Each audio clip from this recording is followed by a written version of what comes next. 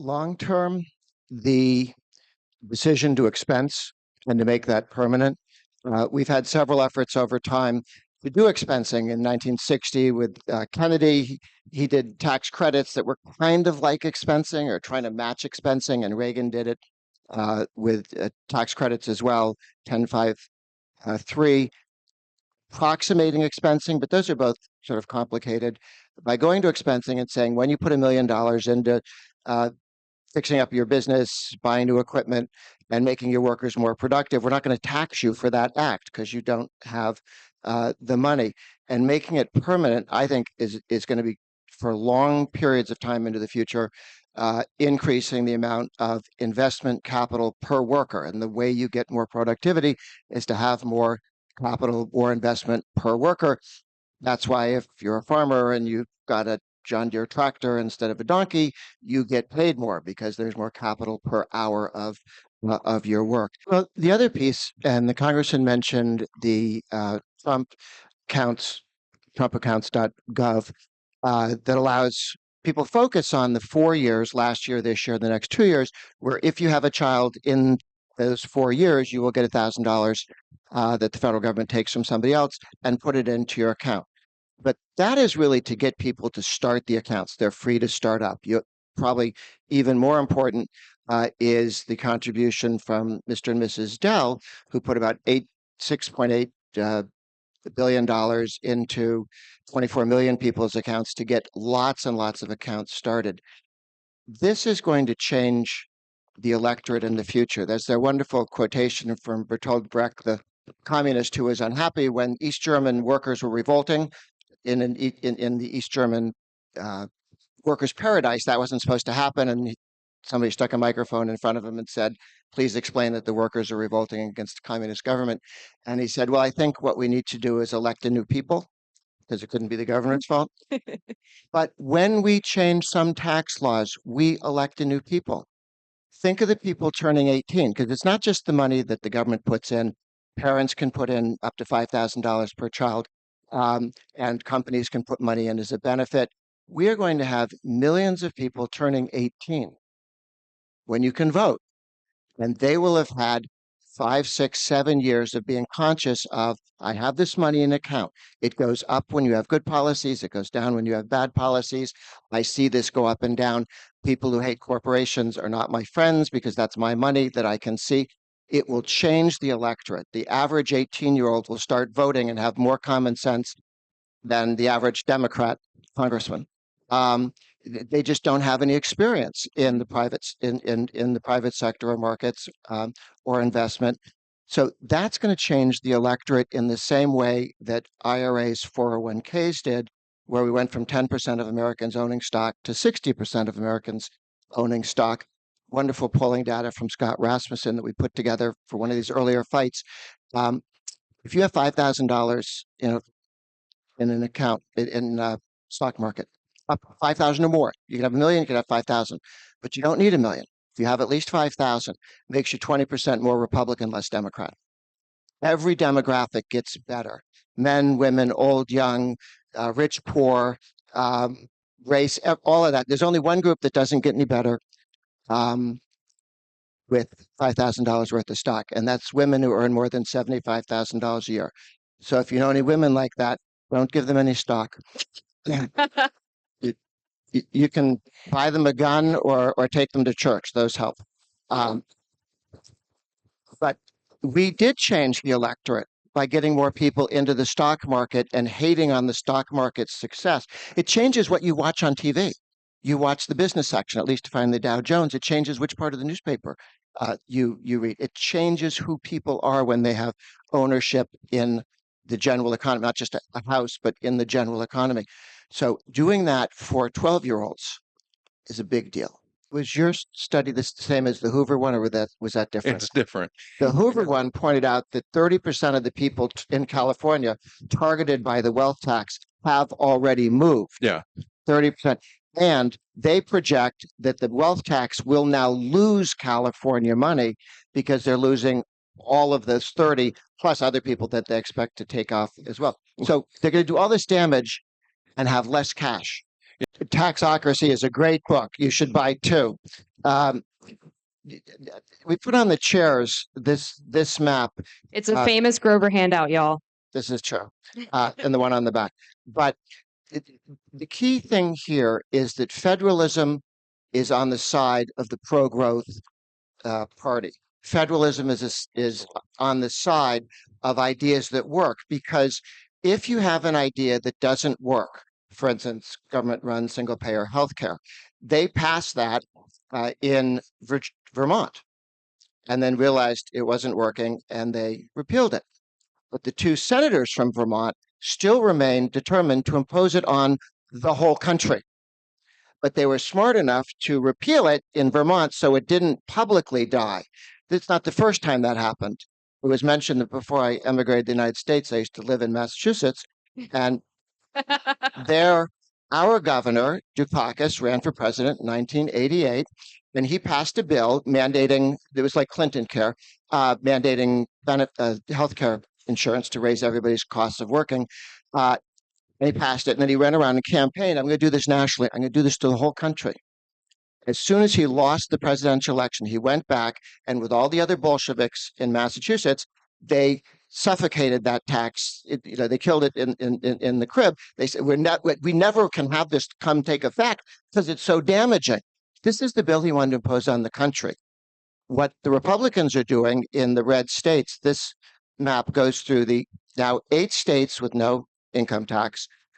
Washington State has a tax on capital gains, which, despite their Supreme Court, is a tax on income. And there are now 16 flat rate, single rate states. There used to be 8. In the last 5 years, we've added 8. There are another 5 states, the ones that are marked dark, 5 states that are going to zero automatically. It just clicks down to zero. And that's Oklahoma, Mississippi, South Carolina. Governor signs it in 2 weeks. Kentucky, West Virginia.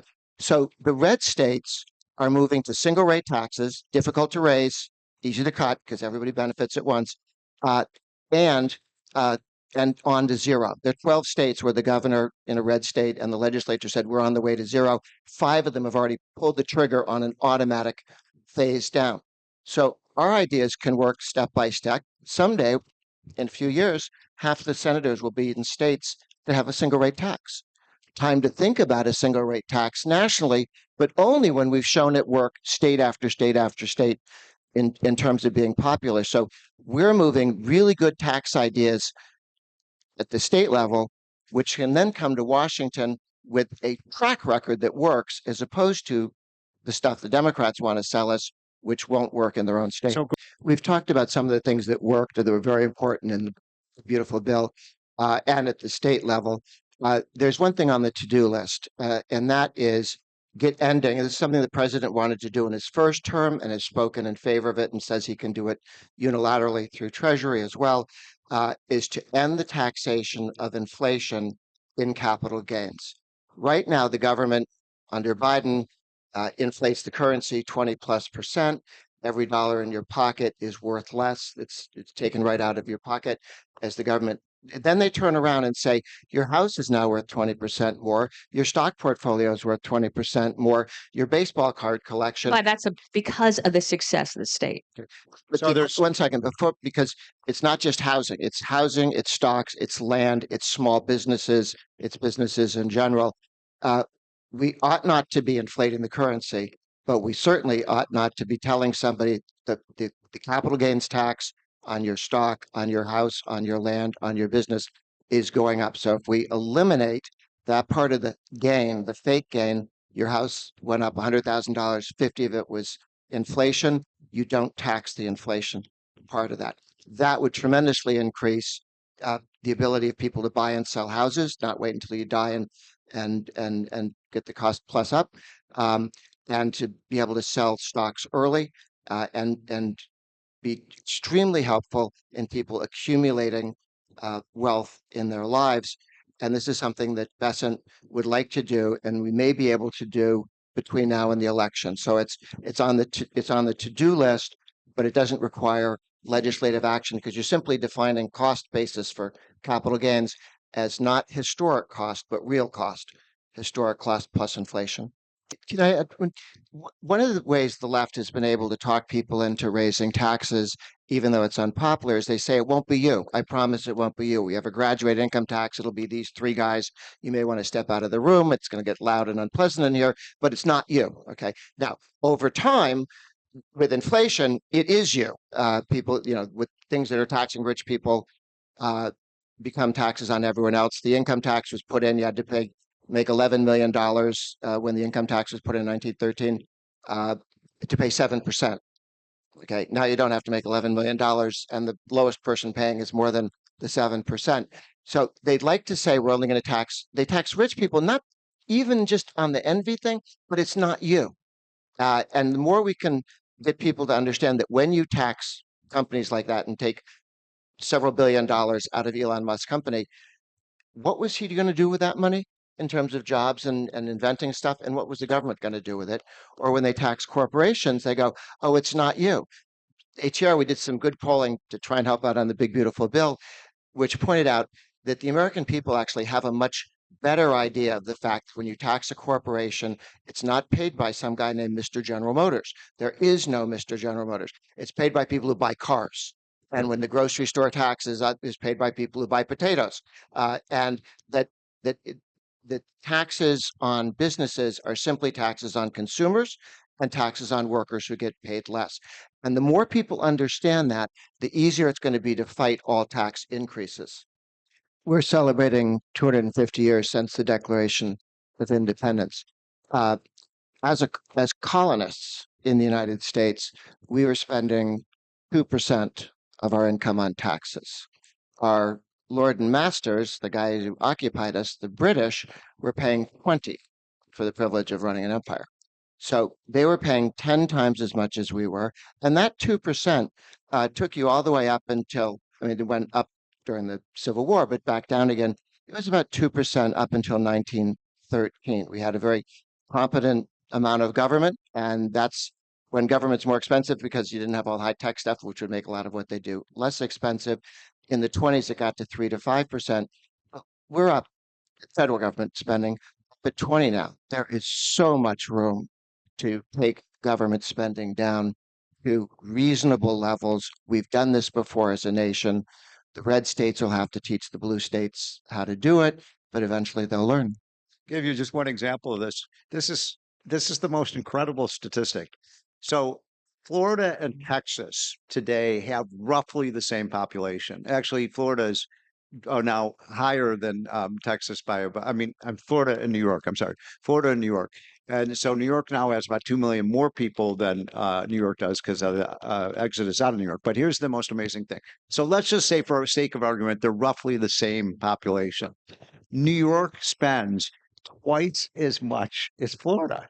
I go to New York all the time. I used to work at the Wall Street Journal, so it was my second home, and I go to Florida a lot. Florida has superior public services to New York, and they pay half as much. I mean, think about that. Where is all that money going in New York? How can you spend twice as much money and get worse roads, worse police They have protection? more government workers. They work fewer hours in a week. They work fewer weeks in a year. They work fewer years in their lifetime, and they have pensions that nobody else will see. What you're paying for is that class of an aristocracy, Exactly. which are government employees and government contractors. People get